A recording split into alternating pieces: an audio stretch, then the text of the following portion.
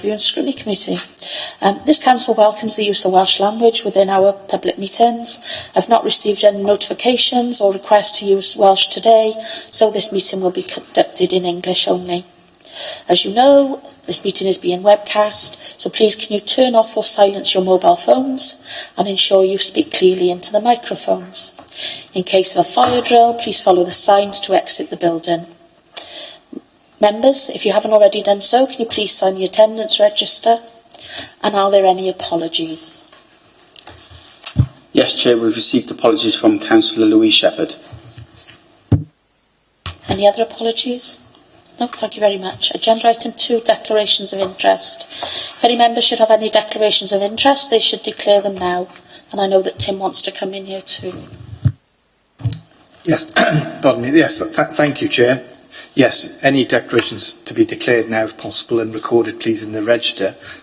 Chair, I believe you wish to declare a personal interest in relation to agenda item 5, the draft local housing strategy. The reason being that you are a private landlord. My view is that it is not a prejudicial interest, the reason for that being that this report is a strategic report looking at the whole of the local housing provision within the borough. It's not specifically concentrated on any particular sectors, and in those circumstances my advice would be that a reasonable person would not regard your interest as so prejudicial as to affect your judgment in relation to the matter. So that would be my advice, Chair, in relation to that. Is that correct, Chair? That's correct, so I'm declaring a personal interest and I have completed the book. Are there any other declarations of interest? Councillor Evans, I think you wish to declare personal interest as well. Me with our bid scheme. Any other matters members wish to raise at this point? Thank you, members. Thank you, Chair. Thank you. On to agenda item 3, minutes of the meeting held on the 19th of October. These minutes relate to the report received on environmental enforcement. Please could I ask members to scan through the minutes for accuracy and confirm that the minutes are an accurate record of the meeting.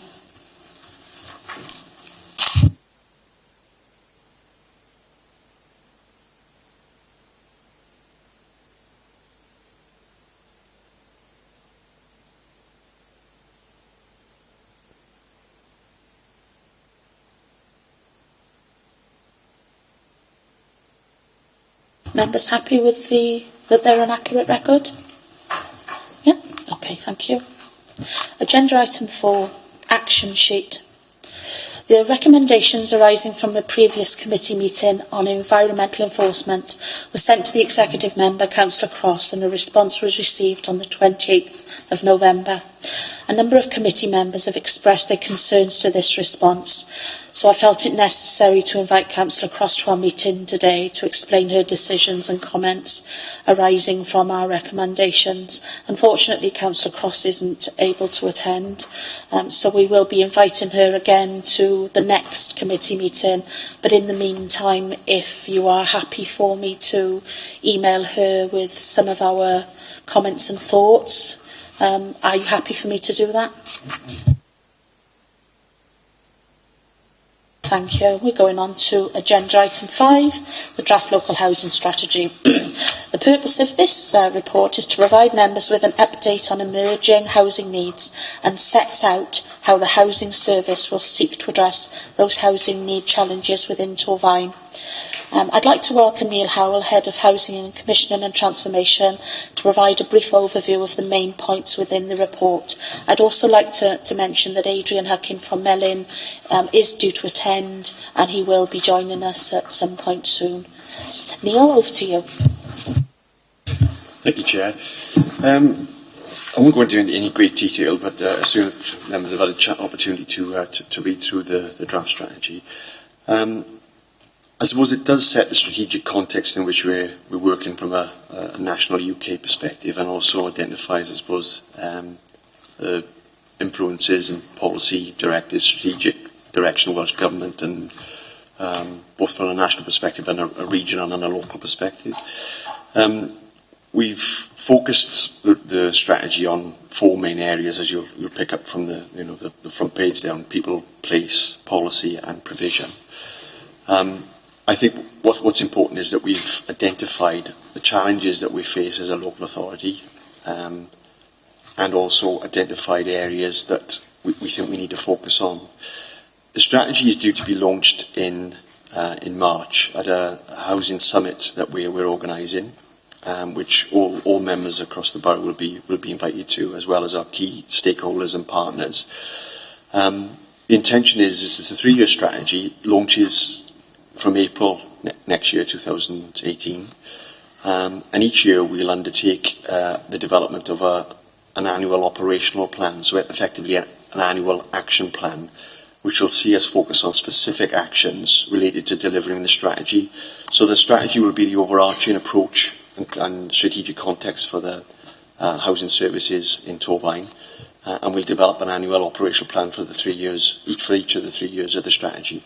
The one thing to recognise in particular is that the Council Housing Service has coordinated the development of the strategy, but it's a strategy which is owned by the Strategic Housing Forum and all of the partners and members of that forum.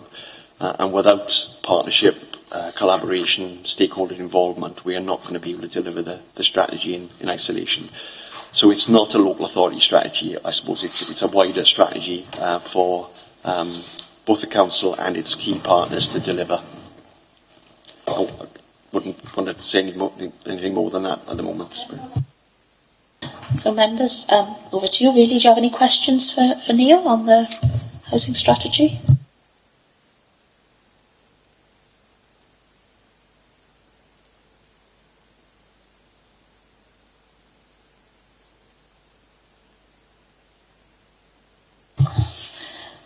There's been a number of neighbourhood renewal schemes within the council, and the council made a decision to concentrate on homes in the north of the borough for the next 10 years when, in 1998, I believe, when I was a councillor first, and I understand Abersyckan and Pontywydd and Blanavon have benefited from this funding.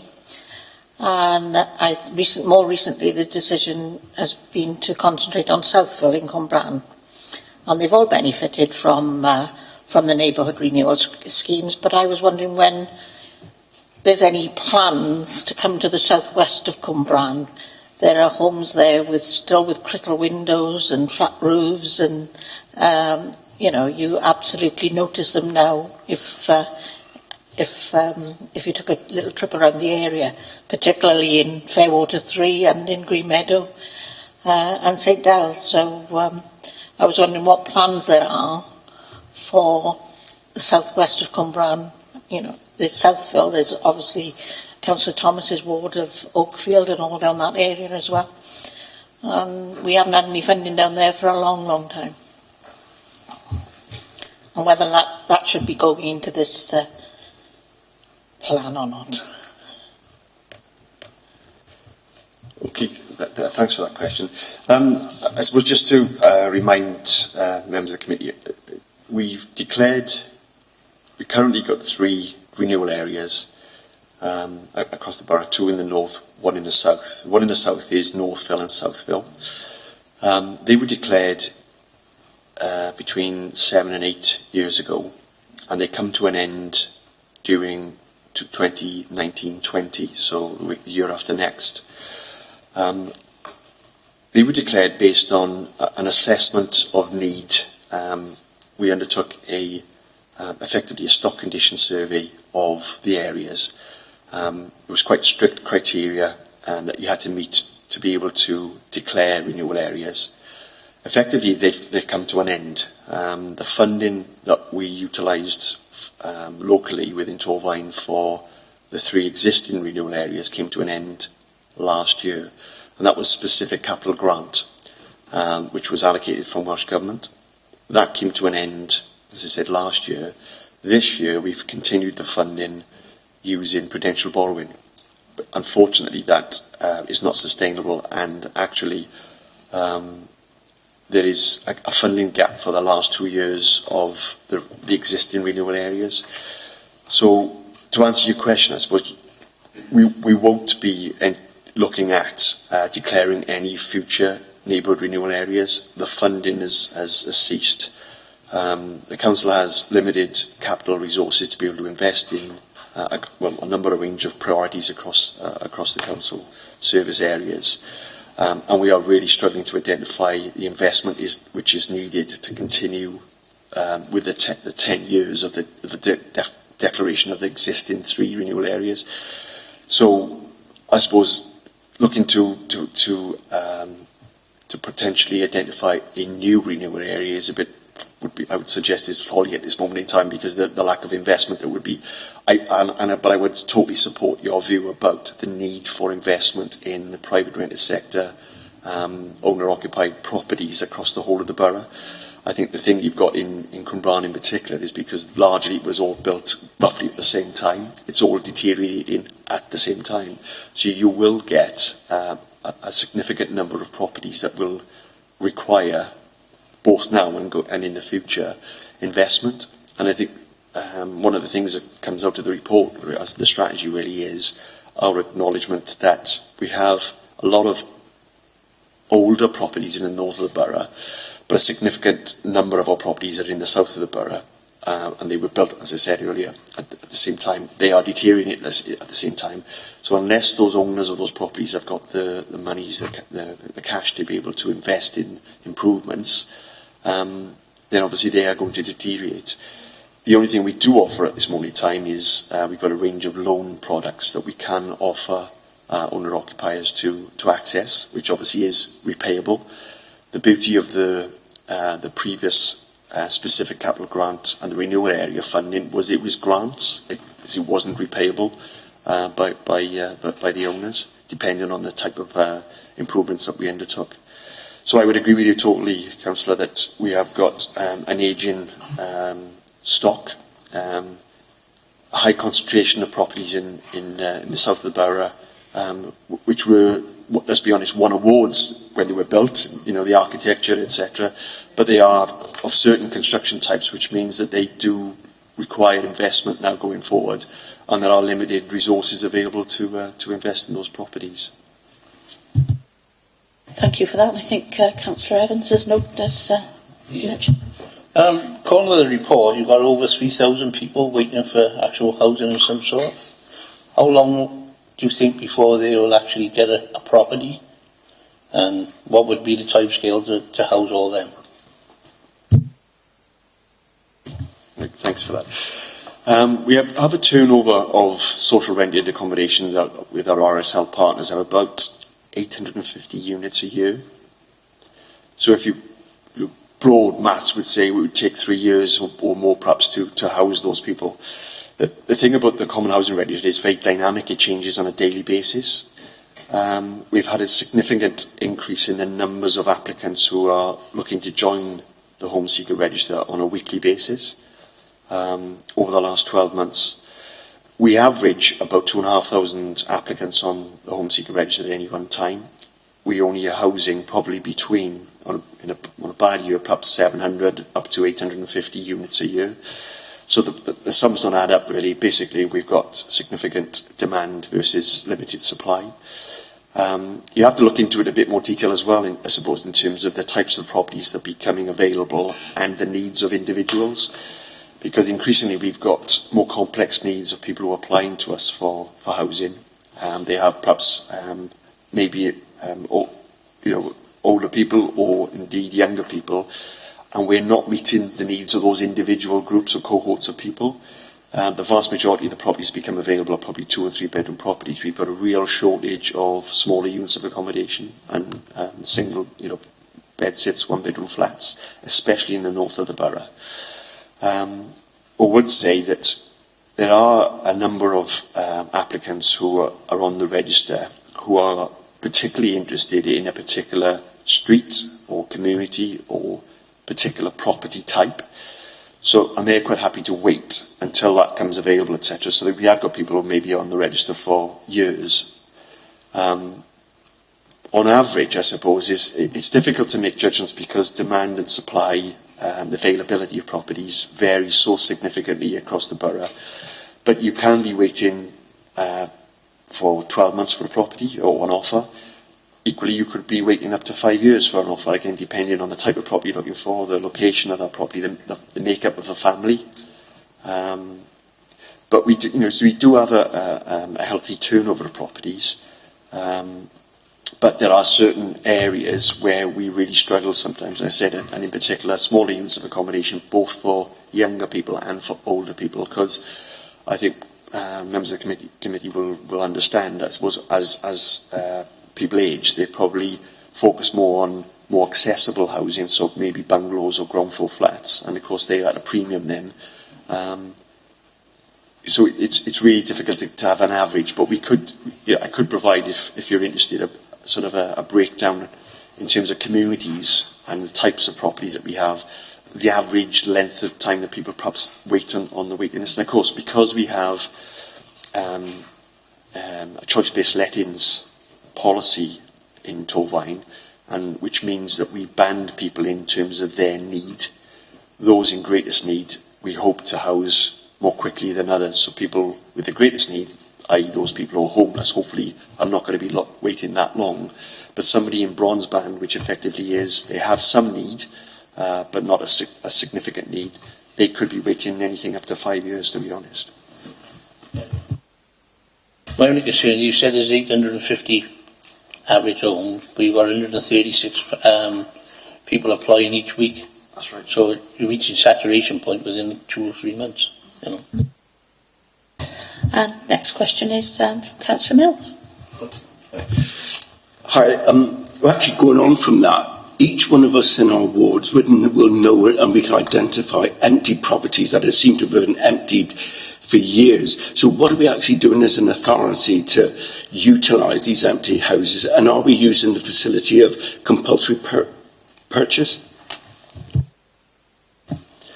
Yes, it's a very good point. We launched an empty property strategy a couple of years back, and the focus of that strategy was really to initially to understand the problem, to try to capture, I suppose, a database of all of the empty properties across the borough, to identify who owned those properties and to establish the reasons why they were empty. And the initial focus of the strategy then was to work with the owners of those properties to encourage and support them to be brought back into use, because they're a total waste of resource. You're quite right. At any one time at that stage, there were probably about 400 empty properties across the borough. We've been able to reduce that successfully over the last couple of years since the launch of our empty property strategy. And Torfaen over the last couple of years has been probably one of the best performing local authorities in Wales to bring properties back into use. We haven't explored all of the legal tools that are available to us to bring properties back into use. There are a handful of properties that we are still trying to establish the ownership of. There are a number of properties that have been empty for a significant period. What we started to do more recently, I suppose, is to focus our energies on those properties, especially where they are causing a problem from the local community or the neighbours, if they're becoming derelict and unkempt, etc. In the past, our approach has proved successful because we have adopted a bit of a supportive approach to offer loans to people to bring properties back into use, to offer training and support, to people who perhaps own properties, landlords who own empty properties, etc. I think we are getting to a stage now where there's some long-standing, hardcore properties that have been empty for some time that do require perhaps more enforcement action. And our colleagues in environmental enforcement are starting to utilise, I suppose, some of the other legal remedies that may be available to us. We haven't done that in the past, as I said. I think we've adopted a more softly approach. What I would say is that if any members got specific concerns about any individual properties, please drop me a line, let me know, and we'll explore the reasons why that property is empty, who owns it, and we'll do our best to try to encourage the owner to bring it back into use. If all else fails, like I say, we'll have to explore those legal remedies. One thing I will say is that we have limited resources in terms of environmental enforcement and legal capacity to be able to look at bringing those properties back into use. But ultimately, I suppose that's a route we're going to have to adopt, especially where a property is having a significantly adverse impact on our community or street. Thank you. And Councillor Waite is next, I believe. Yeah.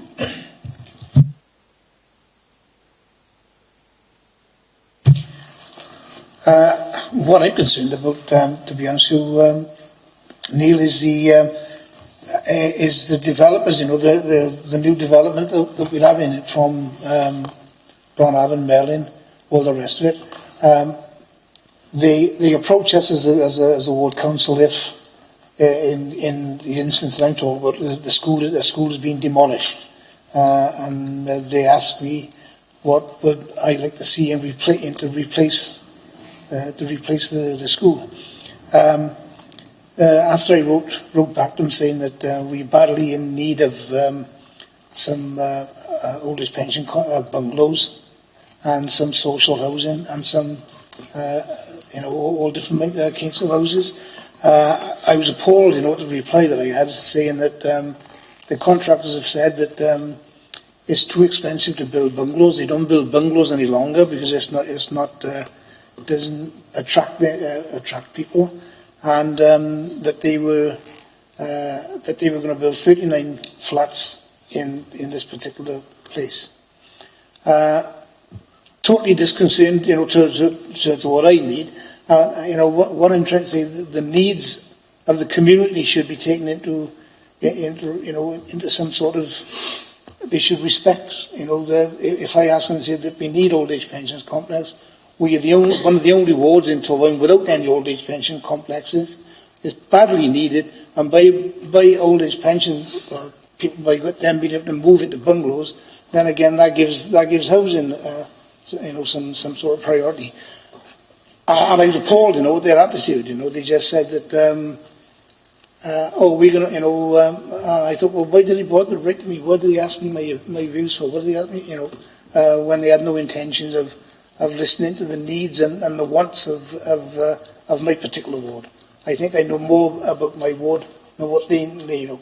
And I'm not interested in the contractors getting profits. I'm just interested in the needs of my ward. And I think that should be the priority. And I think that we should tell them what to build, not them tell us. That's what I feel in the area. Okay, thanks for that, Councillor Wade.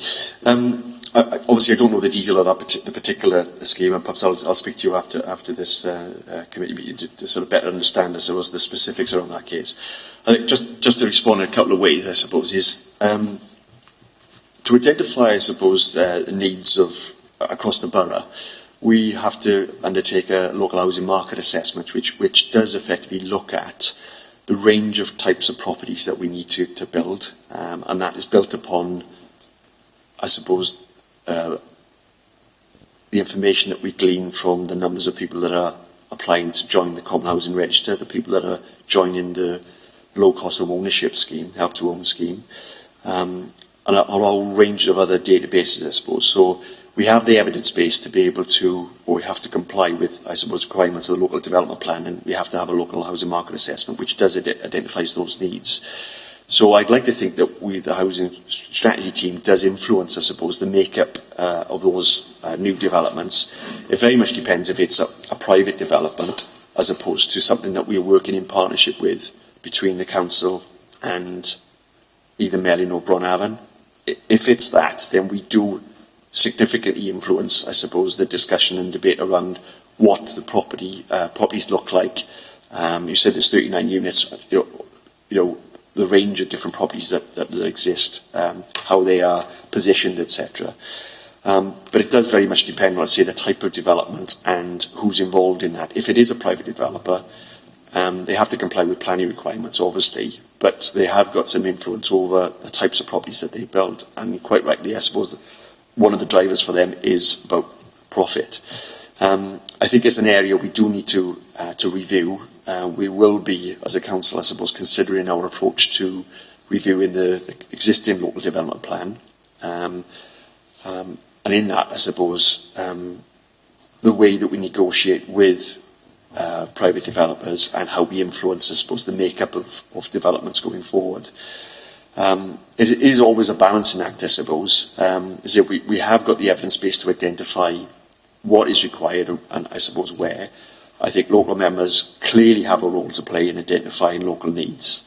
And it is something that does feature, I suppose. We are having ongoing discussions with our colleagues in Merlin and Bronavon to perhaps better develop the consultation engagement processes that perhaps have been undertaken recently, because I know there have been some concerns about those processes and I suppose ensuring that members understand what is going on, the opportunity to influence, I suppose, new development opportunities, manage the messages to the community as well. So I think that partnership working can be improved in terms of the communication and the engagement, the consultation exercise. So we've taken that on board recently through our experience of a couple of recent developments. But like I say, we have the evidence base. We do try to influence, I suppose, what is built and where, but it does depend on whether it's a development that social housing grant, which we administer from a council perspective, that goes into, or whether it's a private development, which is purely financed from a private perspective. But I will catch up with you after the meeting to understand those details. Yeah, thank you, Neil. And like I said, I'm not on with you, Neil. I'm quite annoyed with the way that the contractors, whether it be Mellin or Bronhaven, or both together working with us, the contempt they showed to the local councils is an absolute disgrace. I was later informed within short notice, about 2 weeks, that you said about the naming of the new estate. What would you like to have? And I did say that I would like to ask some of my local people that live in right opposite them, would they like to give me some names that they would like to see? They no, we haven't got time for that. We got to get this done within. I said, hang on, well, anyway. The 3 or 4 names that I said, College View, College School Close, School. No. The contractor told us they want everything Welsh, and I said, you tell the contractors. Well, I had a couple of up and downs with them, and I said, because people in Cwmdysgoi, very few people speak Welsh. Everywhere you go, is the Welsh language is. And I'm not against the Welsh language, but everything is done bilingual, no matter what you say. Oh no, they said it's got to be Welsh. I said, well, I'm not going to have it. I said, I did find something afterwards that had to be in Welsh, which was Astral School Court, and they said that they could do that. But they've gone from. They don't communicate with us. They don't talk to us. They just come in and say, we're doing this and we're doing that, and it's quite frustrating. The developer had plans, and the plans were that the route for the contractors to come in is A and B, and that's what they're going to keep to. And they come in every way, shape or form. They get cars. They made my life a misery for the last 7 months. And I was up and down the school talking to the contractor, and the contractor acknowledged it. Yeah, oh yes, we know this, but still do nothing at all about it. I think the community has to be involved with all these developments. I think very much what Councillor Waite is saying is that it would be good if councillors were included in the consultations with anything that is. That the council are involved with this strategy, and I support that view, but I think that that councillors themselves need to be more involved in that. Are there any other questions? Can I just confirm, I suppose, very recent discussions with Councillor David Daniels, exec member, this very issue has been raised, and as a result, he's establishing regular meetings with both Bronhaven and Mellin.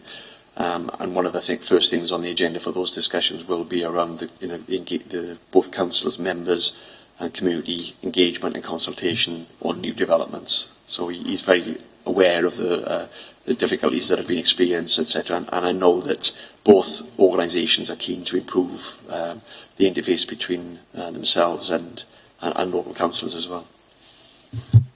Councillor Seaborn has indicated.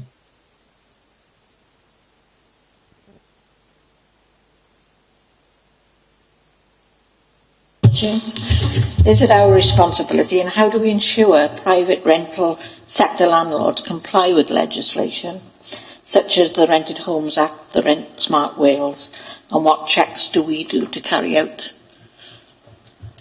that they're complying? Okay, it's a bit of a mixture really. I suppose there's, in terms of the Rent Smart Wales, there is a team that is located in Cardiff that's taking responsibility for registering all private rented sector landlords. The deadline has come and gone, which was last year, I think it was. Yeah. So far, only a handful, I think it's 2 or 3 landlords across Wales have been prosecuted for not registering and actually not being compliant. I think that, again, the approach is very much to encourage landlords to register as opposed to taking more sort of enforcement action at this early stage. The difficulty we have, I suppose, is that the registration process is being conducted and coordinated nationally, as I said, in Cardiff. Any enforcement action will have to be undertaken locally, and that will fall on Dave Thompson's team. Again, back at the Environmental Health Housing Enforcement team. And to date, they say we haven't taken any action. Again, what I would say is that if any members have got any concerns about either particular properties or landlords, to flag it up to us, and we'll work closely with Dave Thompson's team to see one, whether the landlord is registered, and secondly, if they are compliant. I suppose part of the requirement of that new legislation was, and the registration really was, to support landlords to be better educated and trained in terms of what their requirements are and what basically a good landlord should be doing. Equally, I suppose there's a necessity, I suppose, to ensure that private sector tenants understand what's expected of them. So it's a bit of a mixed bag at the moment. I don't think across Wales there hasn't been many enforcement action or legal action taken against individual landlords. They're still trying to encourage landlords to register.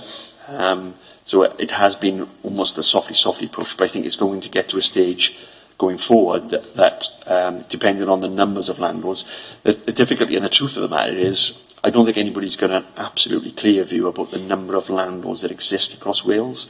So when we say there may be 10,000 landlords registered, but if we don't know how many there are in total, then it's very difficult to say, well, okay, actually we know that we've got to take another 5,000 to court because they haven't registered, and some haven't registered because the feedback I've received is that the process sometimes is quite complex, so it's not easily understood. So people have partly registered and then not done the last bit, etc. So there's a bit of a combination of things there. So at the moment, it is a key factor in ensuring the landlord acts appropriately and also that the property is up to a certain standard.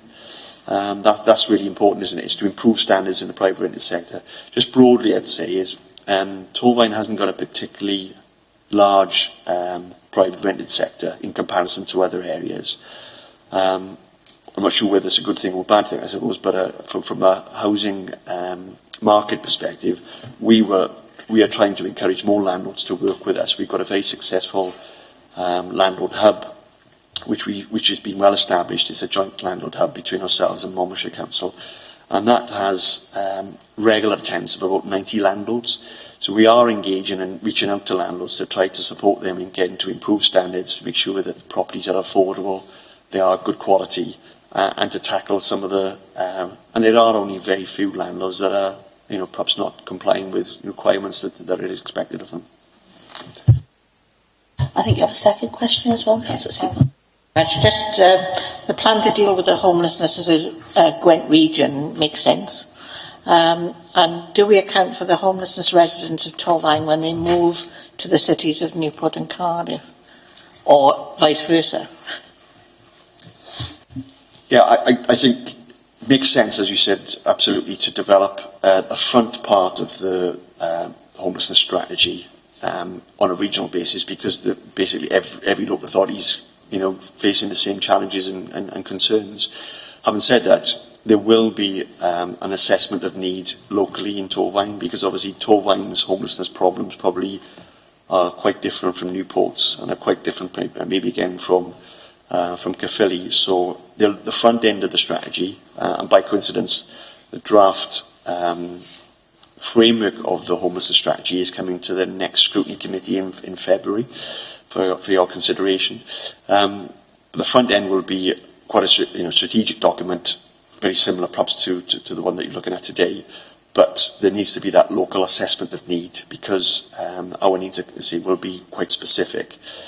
In terms of people who present to different local authorities, effectively the simple answer is the duty is owed by the home local authority. So if somebody has got a local connection who is formerly resident of Torfaen, if they go to Newport, then largely what usually happens is that there is a referral back to Torfaen from Newport and vice versa.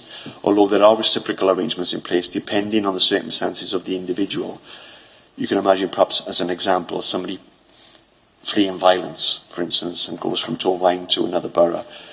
You wouldn't automatically want to refer those people back, those individuals back. So an assessment, a basic initial assessment is made of the needs of the individual, and then I suppose then the local authority who's receiving those will act appropriately in terms of either having a conversation with the local authority, the local connection authority, or perhaps putting them in temporary accommodation whilst we further investigate, and that works reciprocally across local authority boundaries as well.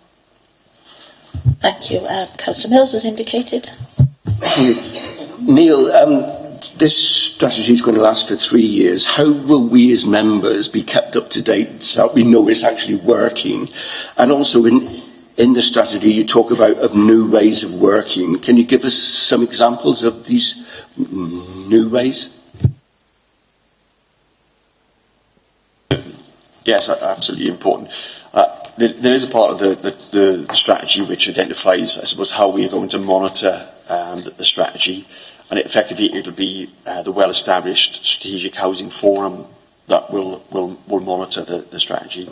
I'm quite open to suggestions in terms of how we keep members informed, because communicating both successes and challenges on an ongoing basis is going to be really important. What I'd envisage happening perhaps is either using member seminars perhaps on a fairly regular basis. We have got a housing summit planned for March next year to launch the strategy.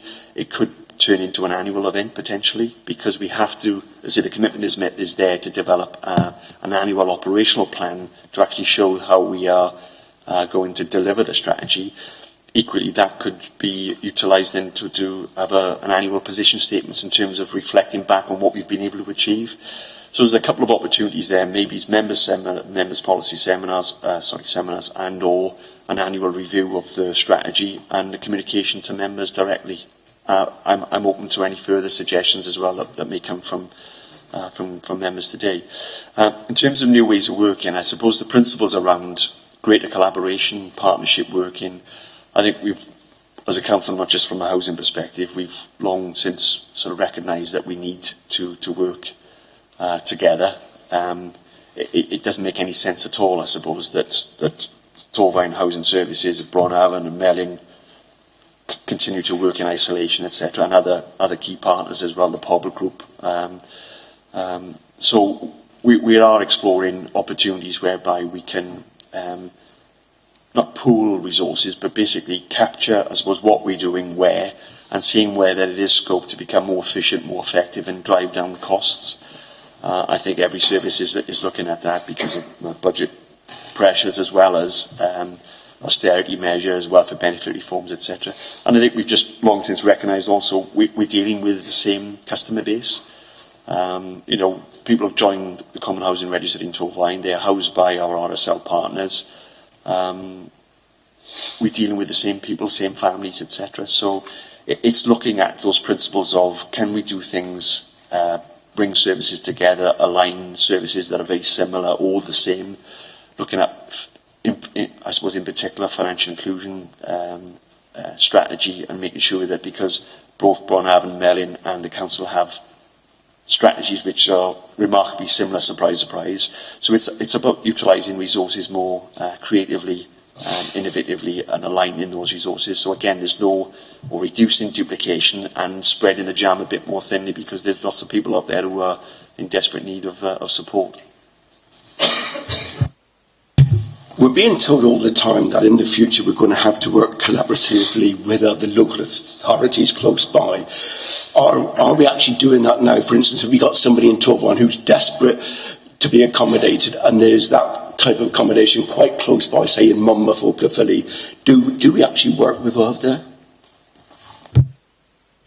Yeah, just as an example, for instance, we've got a joint out-of-hours homelessness service with Blaenau Gwent and Monmouthshire Council. So, and that's been well established probably over the last 2 or 3 years. So instead of having Torfaen, Monmouthshire and Blaenau Gwent having a housing officer, homelessness officer on call after hours and over the weekend, and only receiving a handful of calls, what we've done is analysed, I suppose, the calls that we do get, and we recognise that because of the volume, we have to have an emergency response, but we could do it more effectively by bringing those services together. So we've got one officer covering the 3 local authority areas over the weekend or after hours, for instance, instead of having 3. So all local authorities, then all 3 but local authorities have benefited from not having to pay overtime, for instance, to etc. In terms of it goes back to, I suppose, is there's nothing stopping an individual. Most local authorities in Wales, and probably all of them, have got open registers, so there's nothing stopping anybody living in Torfaen applying to Monmouthshire to be housed. Now, depending on their policy, it may take them a long time to be considered, but we have people. Well, very few people, but we have people in Torfaen who are living in England and have applied. And when you look at the circumstances, they probably maybe have been born and brought up in Torfaen, but have moved away because of jobs, relationships, etc. But would dearly love to come back, so they've applied to come back to us.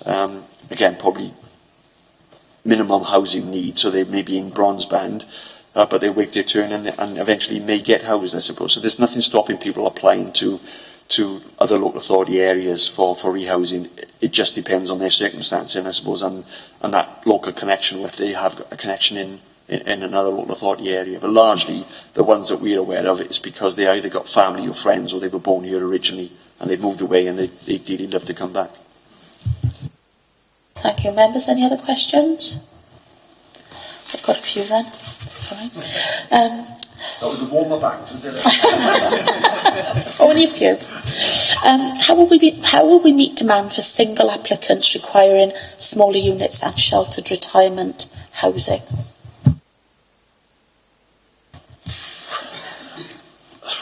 It's a real challenge. It's a real difficult one, I suppose. If we think about the older people's needs first, I suppose, is we are working with Bronavon, for instance. They are currently looking at the former sheltered retirement housing stock, and because obviously Torfaen Council transferred its stock, and there was 39 sheltered complexes across the borough. So they're looking at fresh Bronavon at those complexes. Some of them do need some significant investment. Some are outdated, need improvements, etc. So we're working with them, I suppose, to explore, and obviously it's their decision whether they invest more money in those properties to bring them up to modern standards, and/or to look at different models of housing, etc. And they're looking at 2 or 3 schemes at this moment in time, and I think the local members have been engaged in that process. The needs and wants of older people compared to younger people are completely different. Councillor Waite mentioned earlier on, I suppose older people tend to want to be considered for either ground floor flats or bungalows in particular. We did an analysis about 18 months back of owner-occupiers that have registered on the Common Housing Register, were 55 plus. And again, surprise, surprise, there is no surprise. The vast majority of those people confirmed that they would want to be considered for a bungalow. The difficulty is there are very few bungalows that have been built and are available. So I think we do have to adapt and adopt a different approach going forward. I think we have an adequate supply of family homes in Torfaen, but those homes are not necessarily in the right place, in the right location. They're not necessarily as accessible as they may be. They may be tied up with homeowners who can't invest in them. So it's a real conundrum, I suppose. There is a shortage of for younger single people. We've started to explore different forms of housing, perhaps modular approach to housing. I don't know if members of the committee have seen in recent news articles, London, like some of the larger cities, Bristol, are looking at container housing, for instance, or different models of housing.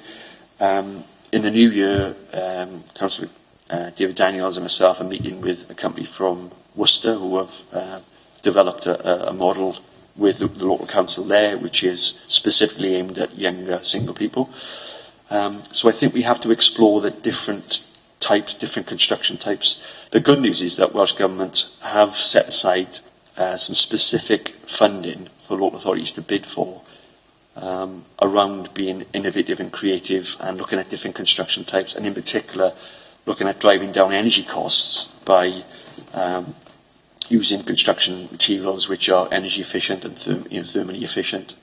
So it is a real challenge, but we have to look at non-traditional, what we call non-traditional property types for both older people and younger people. The difficulty with bungalows, and I think I recognise what Councillor Waite said earlier on. Some of the comments about that is because it costs. Yeah, a bungalow will take up sometimes more or the same space as a home, but you're only building one story. So it doesn't always stack up in terms of, because obviously if you've got one story, it doesn't cost that much more to put another story to create a house as opposed to a bungalow. But that doesn't address the needs of older people, for instance. So we have to refresh, I suppose, our approach to looking at construction types of properties, non-traditional construction types, more energy efficient, and also perhaps utilising land more creatively as well. There's some good examples in England whereby single-person homes are being created above car parks. Because if you think of a car park, a single-storey car park, the space above it is dead. But you can still retain the car park, but you could build above on stilts, for instance, or there are construction types so that will support single units of accommodation for people.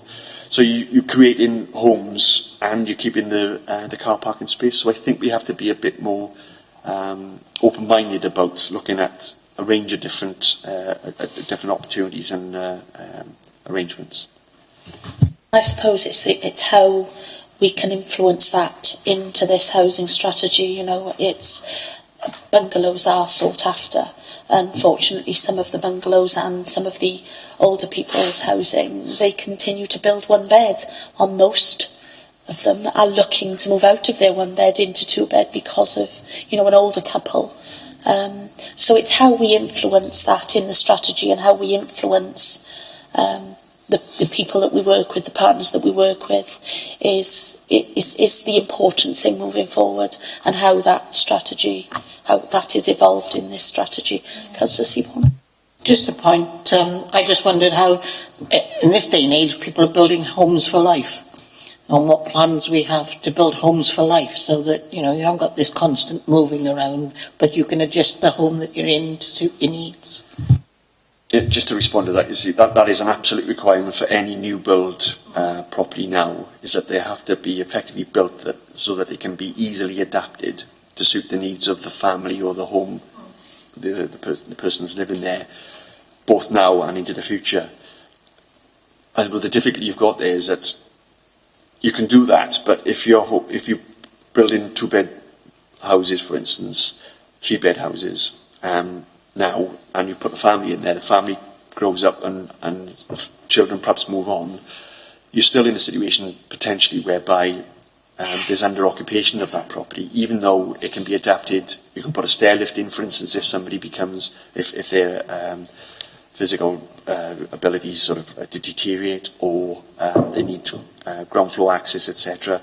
Then you can adapt the property, but it still could be that you're underutilising that home. So I think we just need to revisit, I suppose, the design of some of the properties that we build going forward, I suppose, because that is an absolute requirement. You have to build in properties that are easily adaptable for now and going into the future.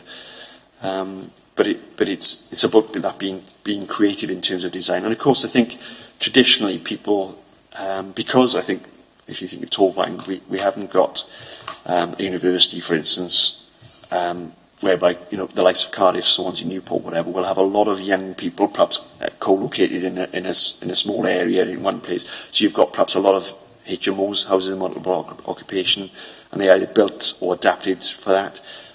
But we have had some resistance when we've tried to introduce like shared housing, for instance, in partnership with the local RSLs. There has been some sort of resistance to that because it's not the norm, I suppose. So I think we have to work with communities to perhaps to build their confidence in terms of adapting different types of property as well as building new types. And there are ways of creating accessible homes for people that are over 2 stories. That mean that somebody with a mobility issue, problem, etc., can access the property as well. So I think we just need to work with architects, maybe with design around being creative in those areas. Thank you.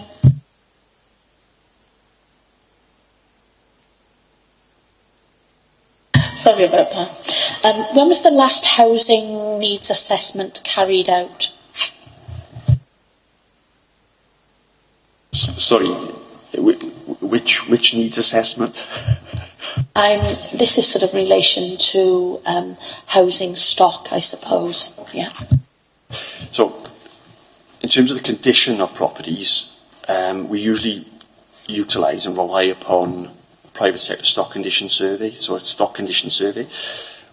The last one that was commissioned in Torvine was back in 2010-11. So we've got rich information about the condition of properties then. We have recently been exploring how we update that information. Stock condition surveys are traditionally sort of based on a percentage of stock, different types of properties across the whole of the borough, but they are very expensive to commission and secure, and they can take some time. So we have been working with the company. We have got agreement from Bronavon and Mellin to actually conduct a new updated stock condition survey. We have undertaken some surveys, and we're working with the company that we've commissioned to undertake that, I suppose, to make sure that we've got as robust and up-to-date information as we possibly can. There are other sources of information that are available to us that we can utilise, and of course both Bronavon, for instance, Mellin, the other RSLs will also have stock condition information and asset management information about their own stock, so they can supplement, I suppose, the information that we've got, and we do tend to share that information so that we can target resources. And the benefits, for instance, one benefit of having that information is that we have been successful over recent years in securing RBED monies from Welsh Government to improve energy efficiency of properties in a number of different wards across the borough. So that information is really critical, I suppose, in terms of having that evidence base to help us attract funding.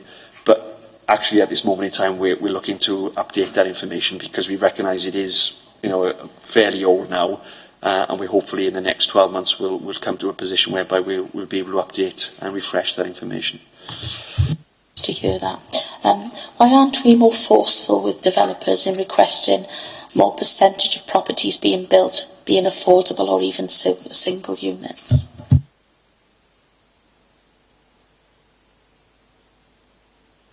A very good question. I'm not sure I'm the best person to answer that because I'd agree with you, perhaps we don't always. I think obviously it does link to Section 106 agreements and the planning process. I'd like to see obviously more affordable housing delivered. Quite often it is about a compromise. If there's a parcel of land and we identify as a local authority the requirements of a developer, which range from contributions perhaps to education or to transport, to highways, to lighting, to housing, etc. Sometimes a compromise has to be made in terms of where that money, that contribution that comes from the developer is allocated. we have undertaken a local housing market assessment that does identify the percentages of affordable housing that we would ideally like to secure in different parts of the borough, but quite often those percentages are reduced because of the requirement and judgment about priorities needed elsewhere. Of course, the council is also looking at developing the community infrastructure levy, which will be clearer for developers in terms of what their contribution, what is expected of them in terms of future developments. I'm not quite sure exactly where we are with the development of the CIL, but affordable housing sits outside of the community infrastructure levy. So from a pure housing perspective, and being head of housing, I'd ideally love to try to secure more affordable housing by I'm a realist, and obviously with my corporate hat on, I understand the importance of compromise and ensuring that the council gets the best possible deal across a range of different priority areas. How will the £17 million Welsh Government funding to develop affordable housing be allocated? What will be Torfaen's allocation, and how will we allocate it? What will be our priority? Okay, the £70 million is ours. It's all ours, and it's over 4 years. So that is based on a number of different factors that Welsh Government, I suppose, look at to allocate to individual local authorities. The way it works is we are required to develop a 3-year development programme in Torfaen for new developments that we work in partnership with the RSLs to deliver. So that allocation is going to be spread over 4 years. So it won't be £70 million, so it'll be divvied up, massive, brilliant. So 4 into 17 million, and then we will need to make sure that we have a pipeline of new developments or land that is being identified, working in partnership with the housing associations to have schemes on the shelf to be able to draw down and utilise the allocation on an annual basis. And again, the priority is effectively identified by the local housing market assessment. So we have identified, I suppose, what we need to build, where, what type of property, etc.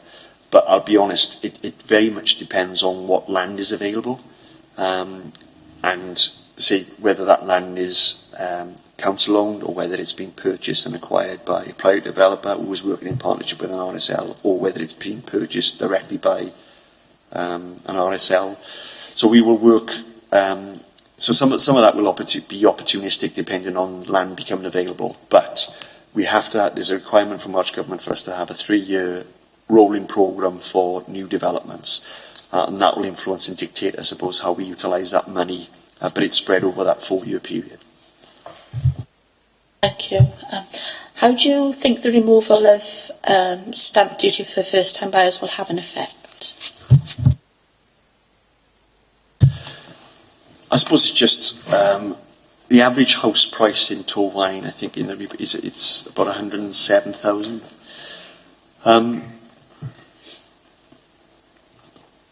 Personally, I don't think it's going to have that much of a positive impact because of average earnings locally, which don't currently meet. Obviously, I suppose to get a mortgage these days, you have to be earning to reach 107,000. If you're on average earnings, you basically need 5 times your earnings to actually acquire to be able to secure a mortgage. Whereas the lenders will only lend up to 3.5 of annual income. So I don't think in this part of the world that removal is going to have a significant impact. What we have to do, I suppose, is to support those people who are on lower incomes, maybe working part-time, to access more affordable housing, maybe low cost of ownership, shared ownership schemes, etc. And we've got a good track record and history of developing not social housing now, but the other forms of home ownership. As I said, equity share, through the Help to Own scheme. So it's about trying to ensure that we have an adequate supply of those types of properties, probably more so than. But I suppose the message is every little helps, doesn't it? Anything that can support individuals or families to get their foot in onto the housing ladder, is a welcome opportunity.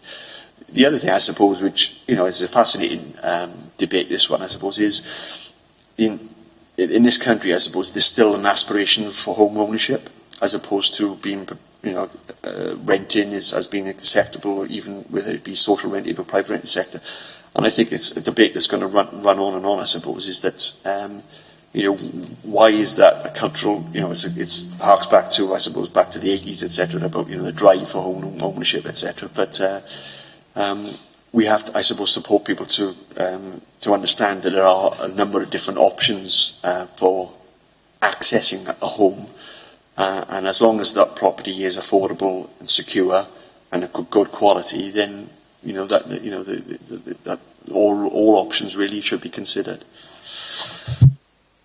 I think the last one from me is, how are you going to ensure that this strategy is aligned to other strategies like the wellbeing plan, etc.? I'd like to think we've already tried to achieve that. I suppose we have undertaken a wellbeing assessment as part of the development of the strategy, so it does ensure that it links to the Wellbeing of Future Generations Act. Equally, I suppose we have looked, if you look at one of the appendices, I think it's Appendix 1 or 2, we have tried to do exactly that, is to align this strategy, not develop it in isolation, but actually link it to both national, regional and local strategies. So we have undertaken that, I suppose, exercise and process already, although obviously, again, we will continue to, before its actual formal sign-off and launch, we'll continue to look to improve those linkages. Members, are there any other questions? Councillor Tew? You'd be on about building new houses up Talloween, British, Farteg. Like, the schools are full up there now, so if you can be building houses, where are the children going to go moving into these houses? There has to be exactly that, a linkage between, I suppose, new developments across the whole of the borough and school places. Obviously, the Education Service undertake an assessment, I suppose, of availability of places, and that is a factor that plays a part of the planning policy is making sure that those policies or approaches sort of line up. So that judgment is made, I suppose, in terms of, and of course it probably affects larger developments as opposed to 10 houses here or 12 houses there, but it all has an impact, I suppose, in terms of cumulative effect. But as part of planning policy, that is a consideration in terms of looking at larger new developments and availability of school places. But that is something that the planning colleagues will undertake as part of that assessment. Thank you. Next question is Councillor Evans. Most developers want to build in the south of Torfaen and Cwmbran. How long do you think before there'll be anything left, any room left to build anything in Cwmbran? I think members will see through the number of references in the strategy. I suppose land supply is a particular issue and a concern for us in Torfaen. I think you're quite right. Developers have tended to focus on the more popular but more densely populated Cwmbran, and there has been very few private developments in the north of the borough, and hence our focus has really been in recent past really to try to develop land in the north to compensate for that lack of development, I suppose. But I suppose it links into the review of the local development plan that we're about to consider now, and I think it is a factor that needs to play a part in that in terms of land availability, and also I suppose what land is earmarked for what purpose, because within the LDP you have got land that's earmarked for residential use, you've got land that's earmarked for employment use or new business, etc. It is perhaps something that members may want to consider in terms of that allocation of land, because housing land supply is at a premium, I suppose. It's very limited, and I don't think we've got I think we're supposed to have a 5-year land supply for housing, for instance, and I think at the moment it's about 3.5 years. So not long is the honest answer, unless we revisit, I suppose, the land that we've got, and very difficult decisions for members to consider in terms of earmarking maybe green belts or land that probably would be earmarked for other purposes for housing land, but we have got a housing shortage in the borough. Councillor Seaborn is next. Neil, A number of years ago, obviously you were one of the officers that actually produced Hales House. And I'm looking to see what consultation you've done with young people on what our needs of our care leavers are at this moment in time. Are they utilising Hales House? Is it an over-occupied building at the moment, or do we need another facility very similar to it? You've got a long memory. You were there. I suppose really pleased with the success of Hales House. A real joint venture between the council and housing association and a support provider. Provides fantastic support, I suppose, for young people, especially those leaving care. Yes, we are working very closely. Obviously, we have an integrated social care and housing service, so we are working very closely in the housing strategy team with children's services to, I suppose, ensure that we have a pipeline of appropriate housing for young people. I'm not sure whether we would go down the road of perhaps developing another scheme like Hales House, because it's quite controversial at the time, as you know, and a lot of engagement and consultation was undertaken with the community, etc. And now and again, there will be blips, etc. But it has been a real success. What we're trying to explore now, I suppose, is maybe other forms of supported housing, which are probably more discreet or self-contained, etc. So you've got maybe 2 or 3 units with somebody with a support provider in situ. Rather than having a large-scale sort of development. So we very much, I suppose, align in the needs of young people through the care system in particular. We've got the young person's housing officer based in Tips, which works really well. So there are obvious linkages there, and say the housing strategy team are working with heads of service in children's services to make sure that we understand the needs of our young people, engaging with them. We developed 12 months ago. We developed a young person's sort of mini housing strategy, I suppose, by engaging young people in terms of identifying their needs. Equally, we did an older person strategy as well. So we have done a lot of work fairly recently to understand, to establish those needs and to feed into the development process going forward. Thank you. Members, any other questions?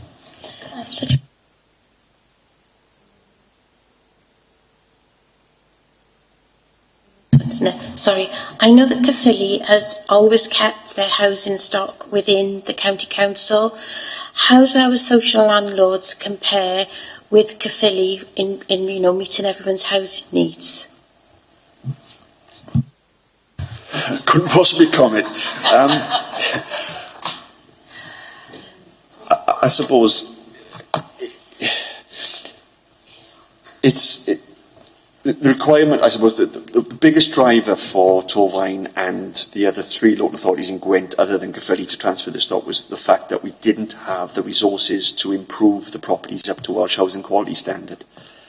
Bronavon and Melin have largely met those standards, the requirement to meet those standards from Welsh Government by 2020. Caerphilly have not yet met those standards. Now, I'm not making a judgment about Caerphilly versus the RSLs, etc., because effectively when we created Bronavon, that made available, I suppose, the opportunity for them to access a significant amount of additional funding earlier than perhaps Caerphilly would have been able to do, or Torfaen would have been able to do if we retained our stock. But the bottom line is members thought it was really important, one, to ask tenants their views about what they wanted, and they clearly voted to have the improvements sooner rather than later. The only way to do that was to transfer the stock. So it's difficult to compare, I suppose. I don't think if Torfaen had retained its stock, we'd be in the same position now as Caerphilly are, which is not being able to access enough money to be able to improve the properties up to the required standard. But you really can't. It's like comparing apples with pears. But the good news is, in terms of quality, the vast majority of properties that Melin and Bronavon have met the Welsh Housing Quality Standards. So those tenants have benefited from those improvements, and not all of those would have been able to have benefited from those if Torfaen had retained its stock. and that's not one from the one to try in, or from the local authority wanting to retain its stock. It was purely down to giving tenants a choice and allowing them a voice in terms of when they were able to achieve those improvements. Thank you. Thank you. Any other questions, members? Councillor Hall. Torvine is a long, thin strip of land. The south has easy access to the M4. The road network is quite good, hence why everyone wants to live down there and why everyone wants to build down there. The north of the borough has choke points on the transport system. Is there any way that anything in the process of helping our transport network to the north that would aid people to build or would feel the need to build in the area? Yeah, again, a very appropriate point, I suppose. That is one of the factors, I suppose, that determines, especially private developers from developing in the south of the borough compared to the north. There is a range of other factors that play a part there, I suppose. But yeah, it's well recognised, I suppose, that transport challenges does pose a risk to development in the north of the borough. I think this strategy would probably recognise that, but on its own is not going to achieve or tackle that issue on its own, as I said. I think there are opportunities with the city deal and with the Valleys Task Force sort of approach that is starting to emerge, that perhaps will help us try to tackle some of that, or review and reconsider, I suppose, those issues. One thing I would say is that transport is only one factor that plays a part in, I suppose, the willingness and preparedness of private developers to develop in the north. What I will say, though, is that in fairness to the council and our RSL partners, is that we have had significant success over the last number of years in developing in the north of the borough, and they've been very successful and they have been very popular, and the property's been snapped up, etc. But there is a range of things. For instance, I suppose, even something down to accessing retail shopping, etc. And I know there's retailer based in Pontypool, but it is more challenging if you are older, if the weather becomes inclement or poor, etc. Gaining access to those basic things, petrol, for instance. There's a whole range of factors, weather conditions, accessing schools, etc. There's a whole range of factors. Transport is one of those which does impact. So my view would be, I suppose, what we've got to try to do is to align all of those different elements, look at all of the different strategies, the local development plan, the transport plan, the local housing strategy, etc. Try to link them all together to make sure that we're not fighting against each other, or that we are at least complementing each other to ensure that we start to address some of those challenges. There are real challenges in terms of developing in the north of the borough. Any other questions, members? No. As I said earlier, Ian Simpson from Bronavon couldn't attend, but he did send a statement for me to read out. He says, Bronavon was heavily involved in commenting on the draft strategy and the final version, and it very much reflects their input. They're very happy with it. We routinely participate in the Strategic Housing Forum too, and have regular meetings with Neil Howell and his Strategic Housing team. So all in all, we see the formulation and review of the housing strategy here in Torvine as a very inclusive, collaborative effort. So I'd like to thank Ian for that input. Thank you. And I'd like to thank Neil for attending and having our critical question in. We don't expect you to stay for the next bit. Thank you very much. Thank you all very much.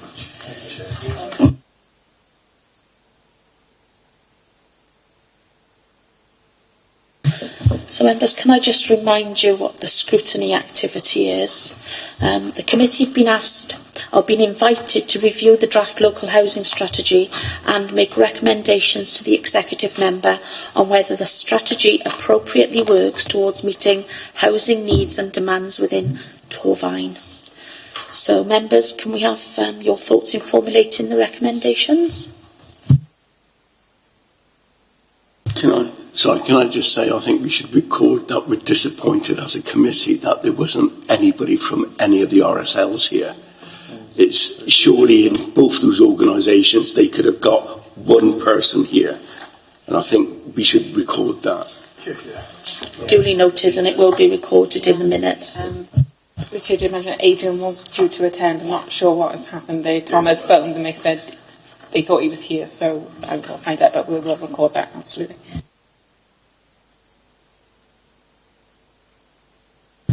I'd certainly like to investigate any further neighbourhood renewal funding that may be possible from whatever source. And whether that's coming from Welsh Government or not, I don't know. Like to support that there's more with the RSL, more community engagement regarding housing strategy.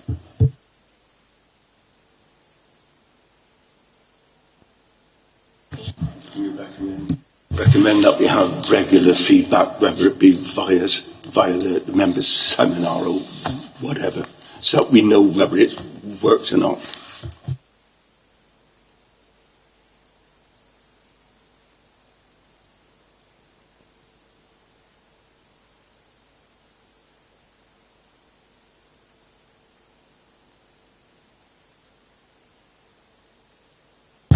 Sorry, I think the officers got, the cameras. So I'd like to congratulate the officers for the plan, because on reading it, it's a well-developed plan. I think it takes into account a lot of the issues that our residents see in Torfaen, but right throughout the questioning, it was a lack of funding in most questions, and obviously that is a major issue. Absolutely.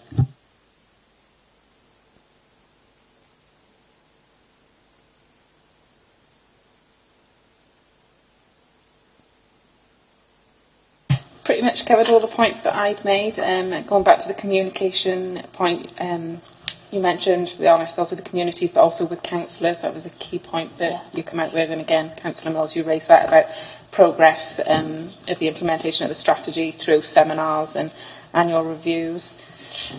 He did mention there were a couple of meetings with the exec members looking at new innovations on single properties. I don't know if you wanted some sort of feedback on how those go, and that would be good. That would be good. Yeah. I'd like to know more about the empty property strategy and exactly what the take-up is on it on Torfaen.